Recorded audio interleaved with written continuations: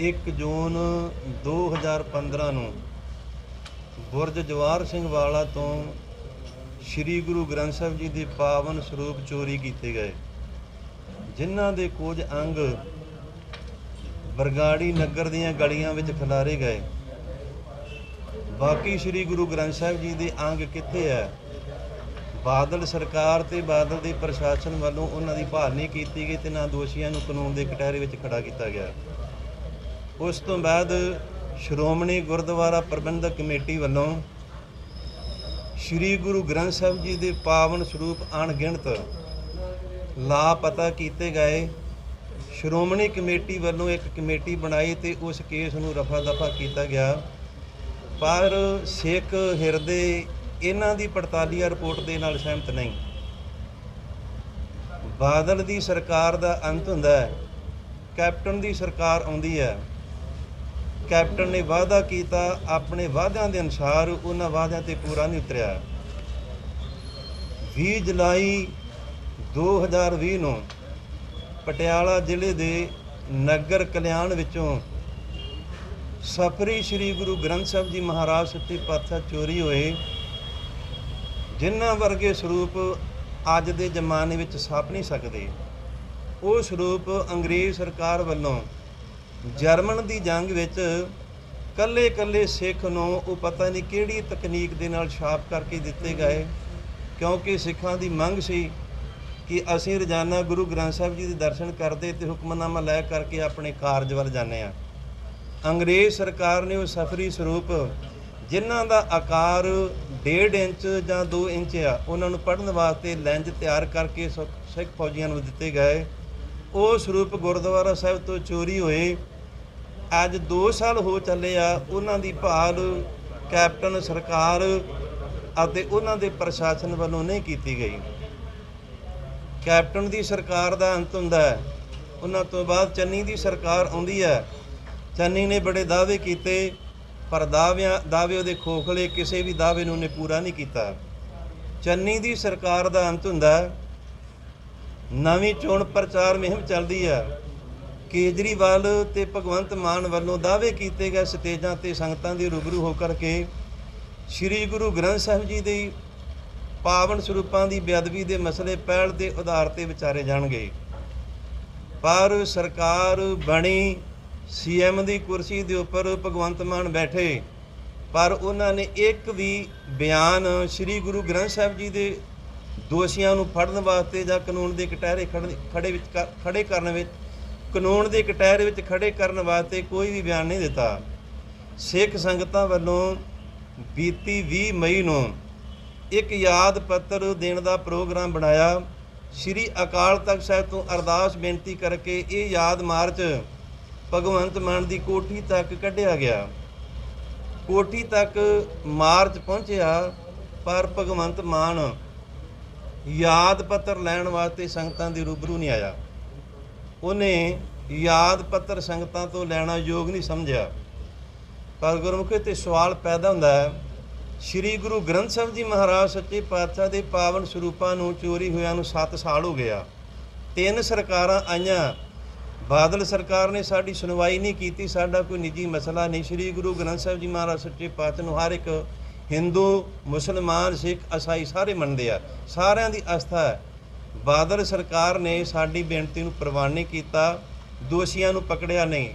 Captain ਸਰਕਾਰ ਨੇ ਪਕੜਿਆ ਨਹੀਂ, ਦੋਸ਼ੀਆਂ ਨੂੰ ਕਟਹਿਰੇ ਵਿੱਚ ਖੜਾ ਨਹੀਂ ਕੀਤਾ।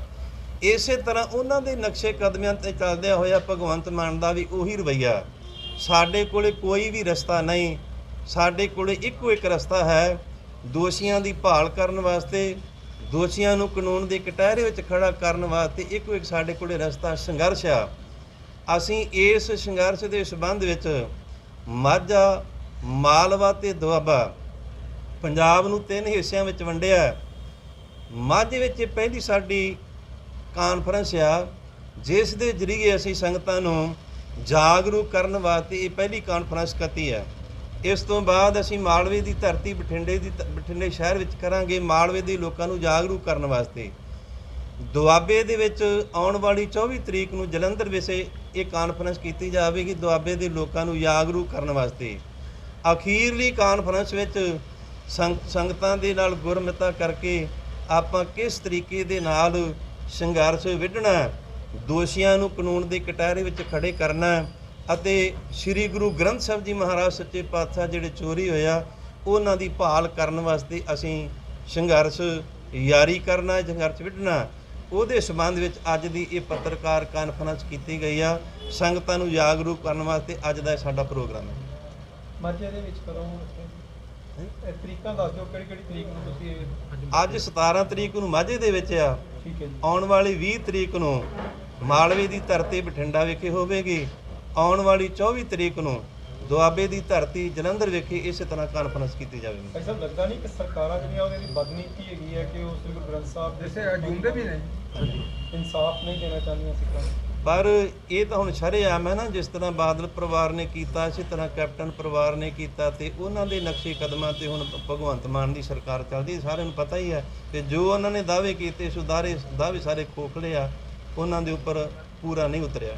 ਯਾਨੀ ਕਿ ਸੰਗਰੂਰ ਜਿਮਨੀ ਚੋਣਾਂ 'ਚ ਜਾ ਕੇ ਇਸ ਦੀ ਆਵਾਜ਼ ਚੁੱਕਣੀ ਚਾਹੀਦੀ ਹੈ, ਕਿਉਂਕਿ ਉੱਥੇ ਇੱਕ ਪਾਸੇ ਪੰਥਕ ਪਾਰਟੀਆਂ ਬੰਦੀ ਸਿੰਘਾਂ ਨੂੰ ਰਿਹਾਈ ਕਰਵਾਉਣ ਦਾ ਮੌਕਾ ਦੇ ਰਹੀਆਂ, ਦੂਜੇ ਪਾਸੇ ਸਾਹਿਬ ਸ੍ਰੀ ਗੁਰੂ ਗ੍ਰੰਥ ਸਾਹਿਬ ਦੀ ਹਜੇ ਗੱਲ ਨਹੀਂ ਉੱਥੇ ਹੋ ਰਹੀ। ਕੀ ਲੱਗਦਾ ਨਹੀਂ ਕਿ ਤੁਹਾਨੂੰ ਉੱਥੇ ਜਾ ਕੇ ਆਵਾਜ਼ ਚੁੱਕਣੀ? ਦੇਖੋ ਜੀ, ਸਾਡਾ ਰਾਜਨੀਤੀ ਪੱਖ ਨਹੀਂ, ਅਸੀਂ ਧਾਰਮਿਕ ਲੋਕ ਹਾਂ, ਅਸੀਂ ਧਰਮ ਦੀ ਗੱਲ ਕਰਨੀ ਹੈ। ਰਾਜਨੀਤੀ ਦੇ ਨਾਲ ਅਸੀਂ ਸ੍ਰੀ ਗੁਰੂ ਗ੍ਰੰਥ ਸਾਹਿਬ ਜੀ ਦੇ ਉੱਪਰ ਰਾਜਨੀਤੀ ਨਹੀਂ ਕਰਨੀ।